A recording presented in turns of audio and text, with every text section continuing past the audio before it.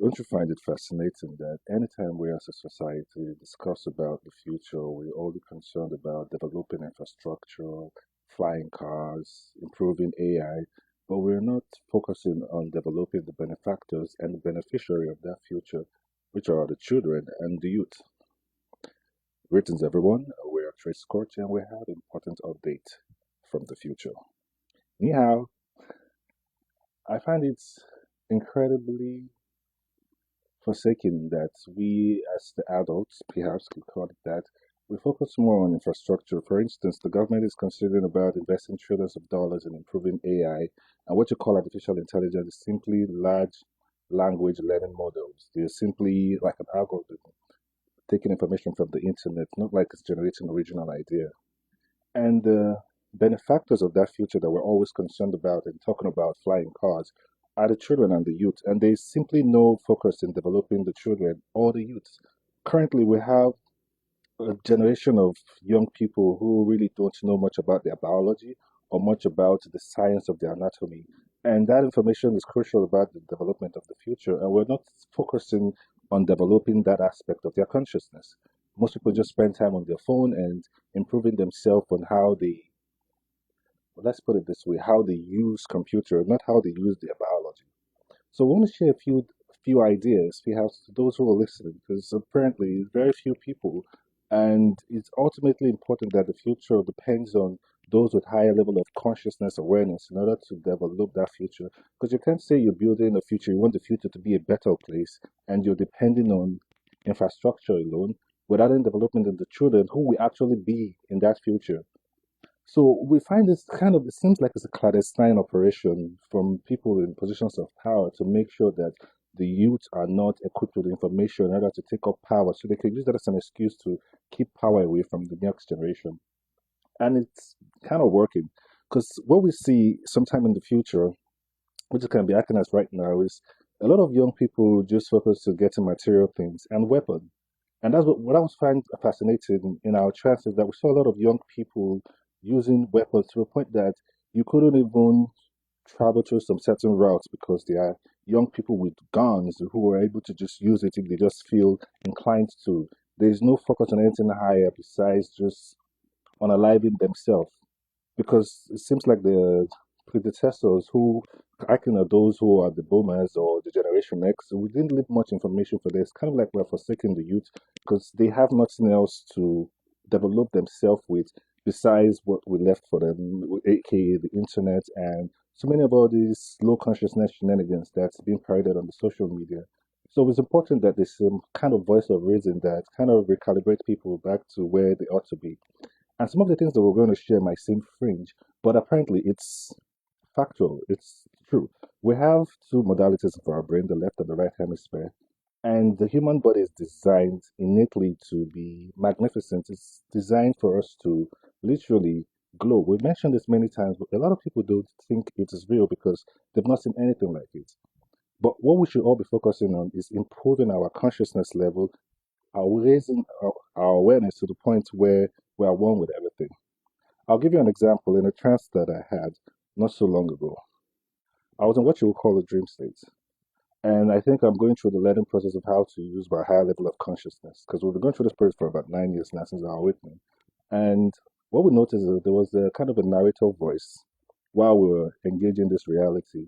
And wherever we look at, there's kind of an information that tells us what is this we're looking at and what is about to happen, kind of a voice guiding us through the process of life. And what I'm beginning to understand is that that is generically how life is designed to be. It's ought to be a place where wherever you are, you have a voice kind of guiding you. We call that intuition. However, a lot of people intuition is often quiet and it's kind of like it's a whisper. But what we're speaking about is very loud. And one of the information that we got out of this trance, very profound. It said the brain is only divided by frequency. We repeat that. The brain is only divided by frequency, which is to say that the left and the right hemisphere are similar, but there's certain frequency notches that is just makes it a little different. That's why you have the left and the right hemisphere. And like you say, one part deals with logic, the other part deals with creativity. I believe in the creative aspect of our brain hemisphere is that divine intuition guide. that tells you what it is you're looking at and what it is that you're about to experience.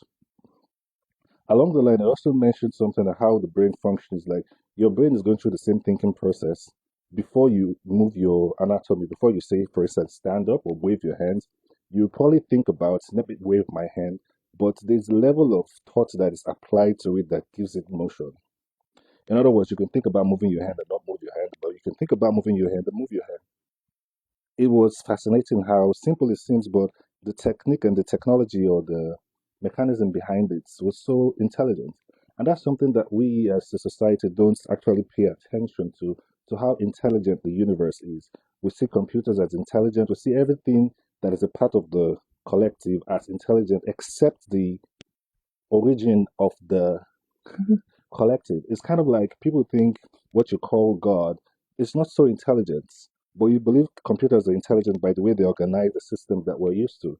But it's so far from the truth because this is also the reason why we do not find it fun in praying. Because you're telling what you call God what you want. In other words, it's kind of you saying that God doesn't know what you want, so you have to then tell God what you want in prayer, make it loud, make it dramatic, in order to get the attention of what you call God, then for your prayers to be answered. But that means, in order to do that, that means you're saying that the universe isn't aware of your needs. Hmm? Often, what we find the case is that everything that we need has been given to us. We just need to tune ourselves to the point where we're able to identify that this thing has been given to us and then use it. And also, the same way you humans say, God forgive. Before you can forgive, that means you're holding a grudge. So, in other words, you're saying that what you call God is holding a grudge, and you have to now beg for forgiveness. And when humans also say, if you disobey God, you'll be sent to a lake of fire, that means you're saying what you call God has this punishment incentive for humans if they go out of character, if they act out of ignorance. Something that even parents won't do to their own children. You're giving that relationship to what you call God, the most intelligent, magnificent design in the whole universe. You think that such a thing or such an entity, if there was one, is so myopic that they're going to hold grudges against humans for acting out of ignorance, knowing that society is very sick and people are only using the options they have in order to survive. And then you say that this divine, intelligent being is going to punish humans for acting out of ignorance. Is that an intelligent design? If you ask us, we'll say no, because what we find is that humans are already in heaven, what you call heaven. And that is a state of being where you're one with all things. It's a state of ecstasy. We've mentioned this before, and we're speaking from experience. We didn't read none of this in the book. And this is part of the information we want to share to the younger generation and also to the older generation because they kind of are so lost in their way that they think the system that they created is perfect. So they're perpetuating that same system because it's beneficial to them. But it's not beneficial to the next generation. Perhaps it was beneficial at a certain time, but for the present beneficiaries, it's actually not, it is not productive enough for the next generation and this present generation. For instance, you have something you call student loan and then you're paying income tax. Wouldn't it be more productive if you get student loan while you're studying, and then while you're working, income tax is used to pay off the credits from your student loan? That should make common sense. But you have a system where people go to school in order to study, and you're creating debts for studying to pay for study, and then after you graduate, you get a job, and then you're still paying income tax, and you're still paying student loans. It's it's giving prison system, isn't it? But think about it. If you have a system where people get access to credit to pay for their studies, and then when you graduate and you get a job, income tax is used to service the loan that you took when you were studying. That's brilliant. You can work with that. These are certain things that we need to start changing in place. The system that was led before our time is not perfect. There's no need to keep perpetuating that imperfection like it's the only way for things to operate when it isn't. Now, we also have a system where you have defense budgets. You spend trillions of dollars in defense in order to fight war, but how much is being invested in peace? Is there an incentive for good behavior in planet Earth? That's the question. Ask yourself. There's punishment for bad behavior, but no incentive for good behavior. So you can actually be a good person and live this good life and play by the rule. But the moment you just go out of character, there's punishment waiting for you, and that punishment is being financed by the states. It's kind of like they're encouraging people to do wrong. You have two nations that can't speak English going through a battle. They're fighting themselves, and there's trillions of dollars. The rest of the countries are coming together to donate billions in order to fight a war. How often do you see the countries come together in order to solve a problem that is germane to the system of the people, the collective? How often do you see countries come together to perhaps fight poverty, fight homelessness, fight drug addiction, and the things that actually affect humans as people? How often do you see if there's an incentive for peace for a nation that's been so peaceful for many years, they give them money or some kind of incentive, say, for you being so peaceful? But the moment two nations break into war, you find out that the rest of the country is coming together to create this fundraise in order to fund further fighting. So you see how dysfunctional the system is, and it's important that we understand it for what it is. So when it's our time to be in charge of the development of our community or our country, we know what to change, the things to edit. It doesn't mean because the system has been in place for 10 years, it should continue for the next decade. Things are designed to improve and change. And unless you see the errors in it, you wouldn't know what to troubleshoot. These are the things that people need to start paying attention to in the sense of how does this affect you and how does it affect your community. We've gone through this whole process of fighting each other, or going through this process of blaming, playing blame games, and going past and recycling history based on primitive information. You have nations currently fighting because of a literature book. Literature book. That means whoever is the scholar, the person who wrote that book, the author of that book, it's brilliant because he made a book that it's a literature. It's a text in a book of paper. It's literally printed, publicated. It's literature. But you have nations fighting because of something someone wrote 4,000 years ago because it was written in a book. Now imagine if something else was edited in that book, say even something more diabolical. Are you saying that humans will still keep on perpetuating that ideology because it was written in a book? Hmm? Imagine back when they were unaliving twins because they thought it was some kind of diabolical or taboo thing. Imagine if that book still existed. Are you saying that humans will keep reading that book and be perpetuating that action by unaliving twins because it is quote unquote superstitious? We've come to a point where in our maturity we should actually see things for what it is. We don't need a book to guide us any longer. You can see your society for how it is and see how it actually affects you personally and your collective. And if there are certain things you can do to modify it, you should. Not repeating and perpetuating the cycle because it's been going on for 4,000 years. It doesn't because you're making a mistake for so long that you keep making it because you feel you'll be, as is it, ashamed of changing something that has been dysfunctional for years, or the idea is it's kind of like a mind virus. You've mentioned this before. It's kind of like someone went into the ethers and then hypnotized everyone into believing something that isn't true is true. People have remodeled the way they see their dysfunctional parenthood upon what you call God, and now they've created a God that is dysfunction. They've actually made God in the image of man and not the other way around. Because if you can actually believe that the most intelligent entity in the universe kind of want to hurt humans for acting out of ignorance, we throw humans in a pit of fire. This idea stems from a dysfunction that was ingrained in humans based on their own trauma or past events written in a book. Because where are you getting that idea from? To think that what you call God is jealous. It was written in the book. I was 7 years old when I saw that, and I that was the moment I just knew that this is inappropriate. I was 7. A lot of people grew up reading that and they believed it that because God is a jealous God. How do you compute that? Like what's the logic in that?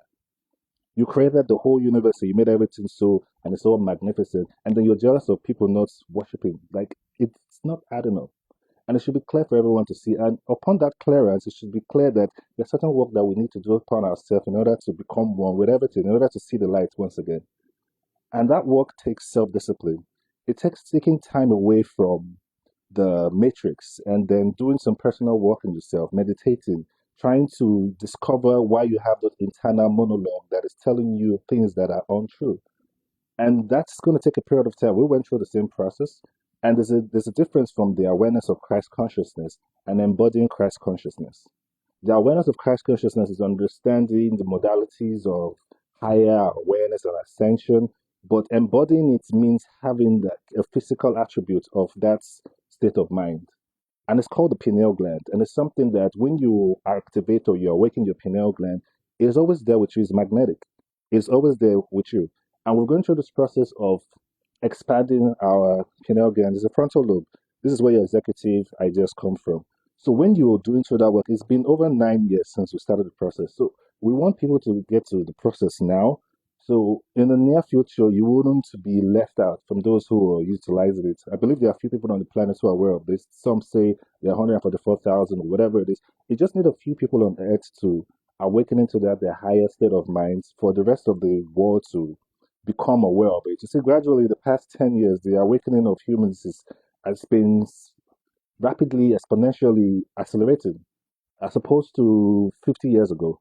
Now you can actually say things like pineal gland and people understand what you're saying. Now you can say things like star seeds and people understand what you're saying. 30 years ago, that wasn't the case. So now we're actually getting to a point where you have indigos on the planet, people who are actually higher tuned to, sensitive to light, sensitive to love, and all these characteristics of what you call Christ. So we just need more people, especially the young generation, for them to pick up on this. And this because we see a generation of people who are actually going through the cliff. They are joining gangs and they are going into very dysfunctional behavior. And the sad thing about it is that our government doesn't have any system or any program for young generation who want to get out of all this toxic environment. If there's a young person now, a teenager or a youth who is involved in all these gangs or any dysfunctional system and they want to get out of it, is there any program available right now for them? If there's anybody in a toxic situation and they see that the environment is actually leading them astray and they want to get out of it, is there any program from the government for them? Zero. But the moment that they become a victim of their environment and they do something that is dysfunctional, there's a jail waiting for them. No compassion. This is why we're proposing, just as you have the DOD, Department of Defense, you have trillions of dollars invested in it, we need to introduce the D.O.C, Department of Compassion. To many people, this thing might sound like witchy, but it's very important that just the same amount that we're spending in defense, we should be spending in compassion. The same amount we're spending in war, we should be investing in peace. Because if you say you really want peace, how much are you invested in peace? You're investing billions in war, but you're saying you want peace. Hmm? Hating war wouldn't bring peace. It is loving peace that brings peace. So if there's a way to actually put it in the middle, you're investing $1 trillion in defense, then invest $1 trillion in compassion. There should be systems where that is available in case of any young person that wants to leave any toxic environment or gang. There should be a system designed to actually embrace them and recalibrate them and develop them. But if you don't have that system in place, you have teenagers actually run around with weapons and they're just causing mayhem everywhere. And then the moment they go out of the line and they perhaps do something more diabolic, there's a prison jail cell waiting for them that's already funded by the state. What was the government's duty during in the upbringing of that child? You can't put all the blame or the whole responsibility on the parents because this parent is part of a community. Like we say in Africa, like it takes a community to raise a child. So whatever the parents ingrain in the child, you go to the public school system. Do we need to say more? So these are things that we as our generation and people in positions of power need to pay attention to. It's that we shouldn't just be focused on war and focused on violence. We should focus on peace as much as we do violence. Perhaps there's a need for war, perhaps there's a need for public disturbance, but it's also very important. In fact, it's more important to invest in peace than to invest in war. There's simply no Department of Compassion, no Department of Peace, but you have Department of Defense. Hmm? You have systems that are quickly ready to throw 300 billion in the war because two nations are fighting. Two nations that can't speak English. And the other two nations fighting over a literature book that was written 4,000 years ago. And you have countries ready to throw in billions to support that fight, that dysfunctional shenanigans. Hmm? And you were here talking about, oh, you want a future with flying cars, yeah? And you're ready to invest $1 trillion in artificial intelligence. How much are you investing in the youth? How much are you investing in the teenagers right now? Hmm? Hmm? So then how do you expect them to be more civil in this future that you're expecting to create with their flying cars? Who will be flying in those cars, huh? When all these people at this current ages who are perhaps in their 50s, in 20 years' time, they'll be in their 70s or their 80s. Are they going to be in the flying cars? Who are you going to employ in the future to handle all this technology and this infrastructure you're spending trillions on? Hmm? more important right now to invest in developing the youth more than it is to invest in developing artificial intelligence. In this, your flying cars. In this, your trip to Mars, huh? You haven't answered how you're going to pass the Van Allen belt where you're going to Mars, but we'll keep that for another time. And to the youths, it's important that while all this whole noise is going on, you take time out to develop yourself, discipline yourself, meditate, read certain books that's going to create some set of awareness about the unknown. We find out that a lot of people, when in their spare time, a lot of people are afraid of death. Hmm? Why are you afraid of death? It's inevitable. A lot of people, the greatest disservice you can do to yourself is not to be to not have the ability to sit by yourself alone for a few hours. A lot of people can't do that. They were raised in this technological era, so they've always been with their telephone.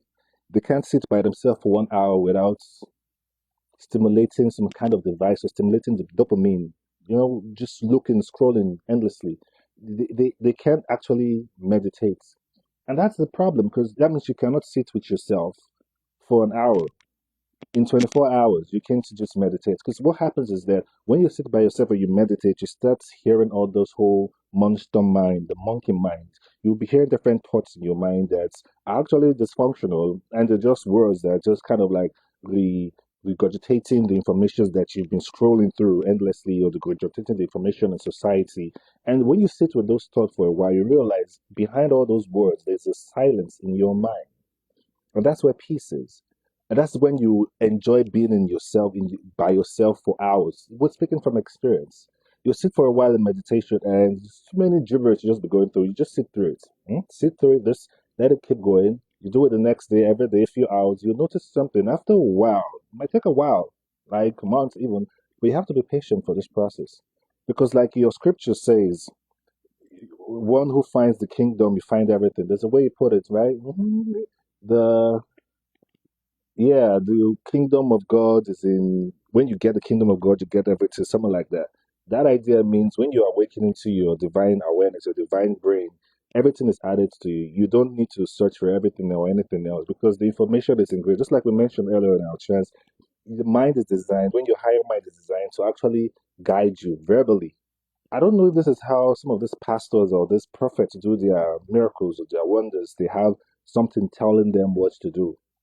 Because if that's the case, I totally get it. Because this is not the first time we're experiencing that thing in the trance where we literally have a loud narrator telling us what it is or what to do. There's a part where it mentioned like it's kind of separated our brain to say one part of the brain should read the book word for word, give us a book, and the other part of the brain should read the book and then reiterate it in your own words. Something like that. That's the kind of message. So it's very intelligent and it gives you space to be creative. So it's not as though that this voice is telling you what to do, like Abraham, go and get that goat and cut the goat head and do. It's not like that. Might be similar, but not like that. This is why we understand how humans were able to come about, meaning how to know what fruits to eat, what vegetables is edible, because in the original setting of the human genome, we had this narrative,